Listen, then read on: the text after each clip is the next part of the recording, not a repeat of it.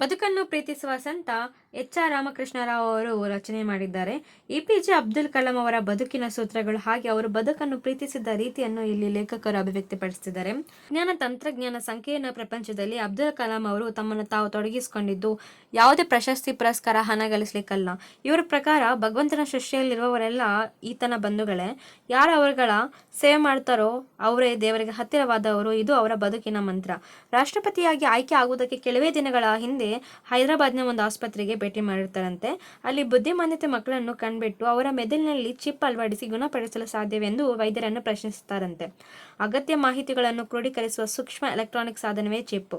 ಕಂಪ್ಯೂಟರ್ನ ಸಹಾಯದಿಂದ ಮೆದುಳಿನಲ್ಲಿ ಚಿಪ್ ಅಳವಡಿಸಿ ಬುದ್ಧಿಮಾಂದ್ಯತೆಯನ್ನು ನಿವಾರಿಸಬಹುದಾ ಅಂತ ವೈದ್ಯರ ಬಳಿ ಕಲಾಂ ಅವರು ಪ್ರಶ್ನೆ ಮಾಡ್ತಾರಂತೆ. ವೈದ್ಯರ ಸಾಧ್ಯತೆಯ ಬಗ್ಗೆ ಅನುಮಾನ ವ್ಯಕ್ತಪಡಿಸಿದಾಗ ಕಲಾಂ ಅವರು ಹೇಳ್ತಾರೆ, ಸಾಧ್ಯವಿಲ್ಲ ಎಂದು ಹೇಳಲು 100 ಕಾರಣ ಬಗ್ಗೆ ನನಗೆ ಸ್ವಲ್ಪವೂ ಆಸಕ್ತಿ ಇಲ್ಲ. ಆದರೆ ಹೇಗೆ ಸಾಧ್ಯವಾಗುತ್ತದೆ ಎಂದು ಒಂದು ಕಾರಣ ಹೇಳಬಲ್ಲಿರಾ? ಅಬ್ದುಲ್ ಕಲಾಂ ಅವರು ಯಾವಾಗಲೂ ಸಾಧ್ಯತೆಗಳನ್ನು ಹಾರಿಸುವ ಆಶಾಜೀವಿ ಆಗಿದ್ರು.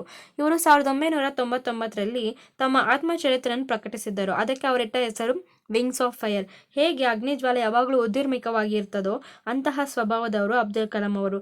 ಅತ್ಯಂತ ಕೆಳಹಂತದಲ್ಲಿ ಜನಿಸಿದವರಿಗೂ ಮನಸ್ಸು ಉದ್ದೀಪನಗೊಂಡಿದ್ದು ಉನ್ನತ ಮಟ್ಟಕ್ಕೆ ಏರಲು ಸಾಧ್ಯವಾಗಿದ್ದು ಇದೇ ವ್ಯಕ್ತಿತ್ವ ಗುಣಗಳಿಂದ. ತಾನೇಕೆ ಆತ್ಮಕಥೆ ಬರೆದೆ ಎಂದು ಪ್ರಶ್ನಿಸಿಕೊಂಡಾಗ ಅವರು ಹೇಗೆ ಉತ್ತರಿಸಿದ್ದಾರೆ, ನನ್ನ ಬದುಕು ಯಾರೊಬ್ಬರಿಗೂ ಅನುಕರಣೆ ಯೋಗ್ಯವಾದ ಮಾದರಿಯಾಗುತ್ತದೆ ಎಂಬ ಭ್ರಮೆ ನನಗಿಲ್ಲ. ಯಾವುದೋ ಮೂಲೆಯಲ್ಲಿ ಊರಿನಲ್ಲಿ ಹುಟ್ಟಿ ಸಾಮಾಜಿಕ ಸೌಲಭ್ಯಗಳಿಂದ ವಂಚಿತವಾಗಿರುವ ಮಗುವಿಗೆ ಅದರಂತಹ ಪರಿಸರದಲ್ಲಿ ನನ್ನ ಭವಿಷ್ಯ ಹರಳಿದ್ದನ್ನು ಓದಿದಾಗ ಅವ್ರ ಮನಸ್ಸಿನಲ್ಲಿ ಭರವಸೆ ಮೂಡಬಹುದು. ಅಂತಹ ಮಕ್ಕಳಿಗೆ ತಾವು ಹಿಂದುಳಿದವರು, ಅಸಮರ್ಥಕರು ಅನ್ನುವ ಭ್ರಮೆಯಿಂದ ಬಿಡುಗಡೆ ಹೊಂದಲು ನನ್ನ ಬದುಕು ಸ್ಫೂರ್ತಿ ನೀಡಬಹುದೇನೋ ಎಂದು ಅವರ ಉದ್ದೇಶವಾಗಿತ್ತು. ಅಂತಾರಾಷ್ಟ್ರೀಯ ಕ್ಷಿಪಣಿ ಕೇಂದ್ರವಾಗಿ ಹೈದರಾಬಾದಿನ ಸಮೀಪದ ಬರಡು ಭೂಮಿಯನ್ನು ಸಂಶೋಧನಾ ಕೇಂದ್ರ ಇಮಾರತ್ ಎಂಬ ಹೆಸರಿನಲ್ಲಿ ಸ್ಥಾಪನೆ ಮಾಡ್ತಾರೆ. ಅದು ಇವರ ಕ್ರಿಯಾಶೀಲತೆಗೆ ಸಾಕ್ಷಿಯಾಗಿದೆ.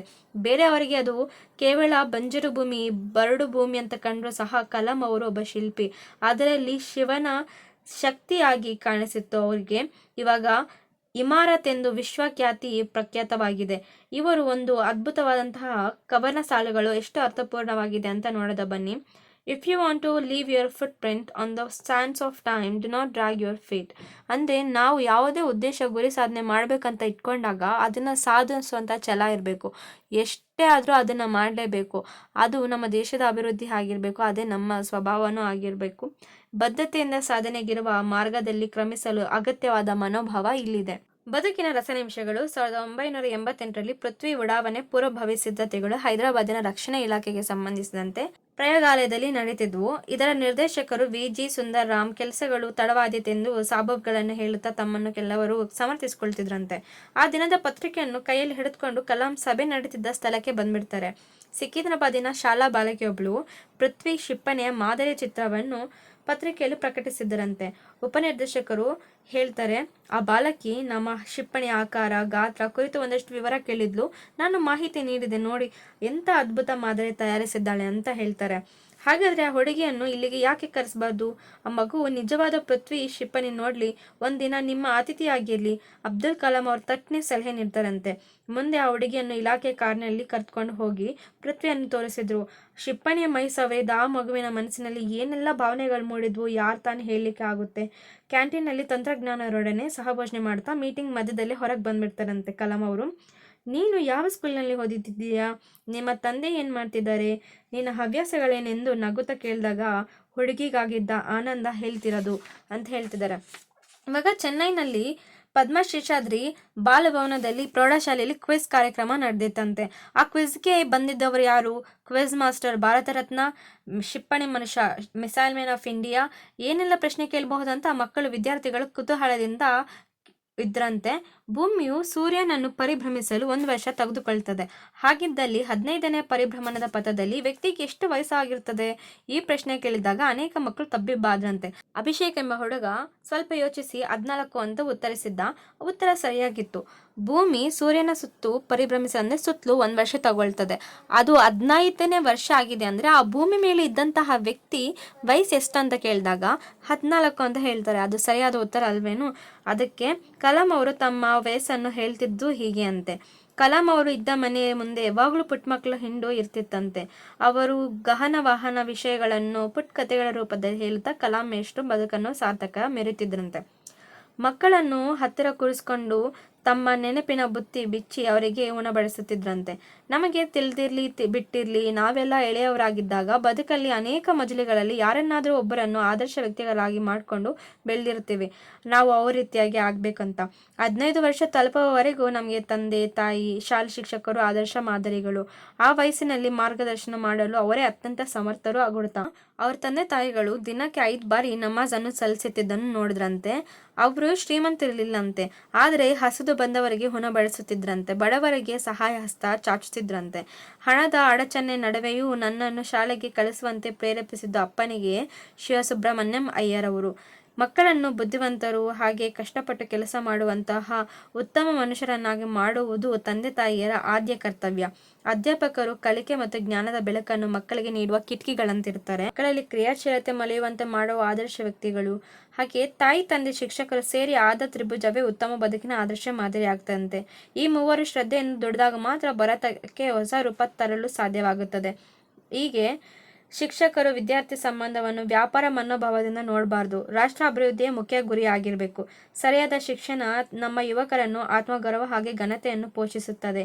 ಯಾವುದೇ ಕಾನೂನು ಒತ್ತಡದಿಂದ ಈ ಗುಣವನ್ನು ಬೆಳೆಸಲಾಗಲಿಕ್ಕಾಗುವುದಿಲ್ಲ. ಇವುಗಳು ನಾವಾಗಿ ಪೋಷಿಸಿಕೊಳ್ಳಬೇಕು ಎಂದು ಕಲಾಂ ಅವರ ಮಾತು ಚಿನ್ನರೆಯಾಗಿ ಅರ್ಥವಾಗ್ತದೆ. ಇವಾಗ ಮತ್ತೊಬ್ಬ ಹುಡುಗ ಪ್ರಶ್ನಿಸಿದ್ದ, ಭೂಮಿಯ ಮೇಲಿನ ಮೊದಲ ವಿಜ್ಞಾನಿ ಯಾರಾಗಿರಬಹುದು, ದಯವಿಟ್ಟು ತಿಳಿಸಿ ಅಂತ ಕಲಾಂ ಅವರನ್ನು ಕೇಳ್ತಾರೆ.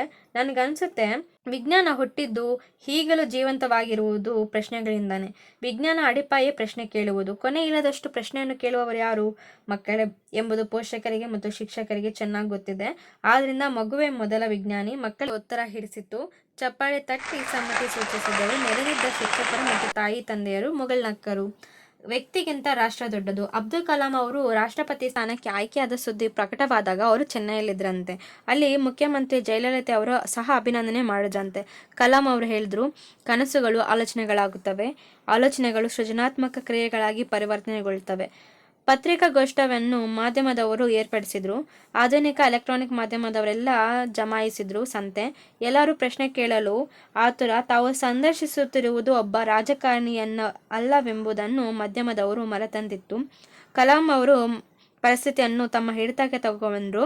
ಎಲ್ಲರೂ ಗಮನವಿಟ್ಟು ಕೇಳಿ. ಇದುವರೆಗೂ ಏನಾಗಿದೆಯೋ ಅದೆಲ್ಲನೂ ಒಳ್ಳೆಯದಕ್ಕಾಗಿ, ಈಗ ಆಗ್ತಿರುವುದು ಒಳ್ಳೆಯದಕ್ಕಾಗಿಯೇ, ಮುಂದೆ ಆಗಲಿರುವುದು ಒಳ್ಳೆಯದಕ್ಕಾಗಿಯೇ, ಅರ್ಥವಾಯಿತೆ ಎಂದು ಅನೇಕ ಬಾರಿ ಶಾಲಾ ಮಕ್ಕಳನ್ನು ಕೇಳುವಂತೆ ಹೇಳಿದ್ರಂತೆ. ಶಿಷ್ಯ ಸಮೂಹ ಒಗ್ಗೂಡಿತು. ಭಗವದ್ಗೀತೆಯ ಪ್ರಸಿದ್ಧ ಸಾಲುಗಳನ್ನು ಉದ್ಧರಿಸುತ್ತಾ ಜೀವನ ಮೌಲ್ಯವನ್ನು ಕ್ಲಾಸ್ ತಕ್ಕೊಂಡ್ರಂತೆ. ಇವಾಗ ಎಲ್ಲರೂ ಒಟ್ಟಿಗೆ ತಾವು ಹೇಳಿದ್ದನ್ನು ಹೇಳುವಂತೆ ಕೋರಿದ್ರು. ವ್ಯಕ್ತಿಗಿಂತ ರಾಷ್ಟ್ರ ದೊಡ್ಡದು. ವ್ಯಕ್ತಿಗಿಂತ ಅನ್ನೋಷ್ಟು ಮುಗಿಸೋಷ್ಟರಲ್ಲೇ ಎಲ್ಲರ ಹೊಟ್ಟೆಗೆ ರಾಷ್ಟ್ರ ದೊಡ್ಡದು ಅಂತ ದನಿಗೂಡಿಸಿದ್ರಂತೆ. ಡಿಜಿಟಲ್ ಲೈಬ್ರರಿ ಸ್ಥಾಪಿಸಿ, ಅಂದರೆ ತಾಲೆಗರಿಗಳಲ್ಲಿ ಅಡಗಿದಂತಹ ಅಪಾರ ಸಂಪತ್ತು ಏನಿರುತ್ತೆ ಯುವಕರಿಗೆ ಒದಗಿಸುವಂತೆ ಮಹಾದಾಸೆ ಅವ್ರ ಮನಸ್ಸಲ್ಲಿತ್ತಂತೆ. 70ರ ವಯಸ್ಸಿನಲ್ಲಿ ಸಹ ಈ ಆಸೆ. ವಿಜ್ಞಾನ ತಂತ್ರಜ್ಞಾನ ಸಂಶೋಧನೆಯಿಂದಾಗಿ ದೊರೆತ ಜ್ಞಾನವನ್ನು ರೋಗಸ್ಥರು, ಬಡ ಜನಸಾಮಾನ್ಯರಿಗೆ ಒದಗಿಸುವಂತೆ ಮಾಡುವುದು ಹೀಗೆ ಎಂಬ ಚಿಂತೆ ಅಂತ ಅಣ್ಣಾಮಲೈ ವಿಶ್ವವಿದ್ಯಾಲಯದ ಸಂದರ್ಶನ ಪ್ರೊಫೆಸರ್ ಆಗಿದ್ದಾಗ ಕಲಾಂ ಅವರು ತಮ್ಮ ಕನಸುಗಳನ್ನು ಹೀಗೆ ಬಿಚ್ಚಿಡುತ್ತಾರೆ. 1 ಮಿನಿಟ್. ಯಶಸ್ಸಿನ ಮಂತ್ರ. ತಮ್ಮನ್ನು ಭೇಟಿಯಾದ ಮಕ್ಕಳು, ಮಿಸ್ಟರ್ ಪ್ರೆಸಿಡೆಂಟ್, ನಿಮ್ಮ ಯಶಸ್ಸಿನ ಗುಟ್ಟೇನು ಎಂದು ಕೇಳಿದ್ರು. ಕಲಾಂ ಮೇಷ್ಟ್ರು ಹೇಳ್ತಾರೆ, ಯಶಸ್ಸಿನ ಪಂಚಾಕ್ಷರಿ ಮಂತ್ರ ಹೀಗಿದೆ: ಕುತೂಹಲ, ಆಲೋಚನಾ ಶಕ್ತಿ, ಜ್ಞಾನ, ಕಷ್ಟಪಟ್ಟು ಕೆಲಸ ಮಾಡುವುದು ಮತ್ತು ಗುರಿ ಸಾಧಿಸುವ ಛಲ. ಅಧ್ಯಕ್ಷರಾದ ತರುವ ಲಕ್ಷಾಂತರ ಮಕ್ಕಳನ್ನು ಅಬ್ದುಲ್ ಕಲಾಂ ಅವರು ಭೇಟಿ ಮಾಡ್ತಾರೆ. ಬಡವರಾಗಿರ್ಲಿ, ಶ್ರೀಮಂತರಾಗಿರ್ಲಿ, ಎಲ್ಲ ಮಕ್ಕಳು ಕನಸು ಒಂದೇ. ಅವರೆಲ್ಲರೂ ಶಾಂತಿ, ಸಮೃದ್ಧಿ, ಸುಭದ್ರ ಭಾರತದಲ್ಲಿ ಬದುಕು ಬಯಸುತ್ತಾರೆ. ಮಕ್ಕಳು ಅವರು ಯಾವಾಗಲೂ ಹೇಳುತ್ತಿದ್ದು ಒಂದೇ ಮಾತು: ಎಲ್ಲವನ್ನು ಪ್ರಶ್ನಿಸಿ. ಪ್ರಶ್ನೆಗಳಿಂದ ವಿಕಾಸಗೊಂಡಿದ್ದೇ ವಿಜ್ಞಾನ. ನಾವು ಮೊದಲು ಕ್ಷಿಪಣಿ ತಯಾರಿಸಿದಾಗ ಅನೇಕರು ಇದು ಸಾಧ್ಯವಾಗುವುದಿಲ್ಲ ಅಂತ ಹೇಳಿದ್ರು. ನಾವು ಅನೇಕರು ಅದು ಅಸಾಧ್ಯವಾದದ್ದು ಎಂದು ಹೇಳುತ್ತಾರೆ. ನಾವು ಪಟ್ಟು ಹಿಡಿದು ಗುರಿ ಸಾಧಿಸಿದ್ವು. ಅವರ ಮಾತಿನಲ್ಲಿದ್ದ ದೃಢತೆ, ಕಳಕಳಿಯಿಂದಾಗಿ ಅವು ಮಕ್ಕಳ ಮನಸ್ಸಿನಲ್ಲಿ ನಾಟಿದ್ವು.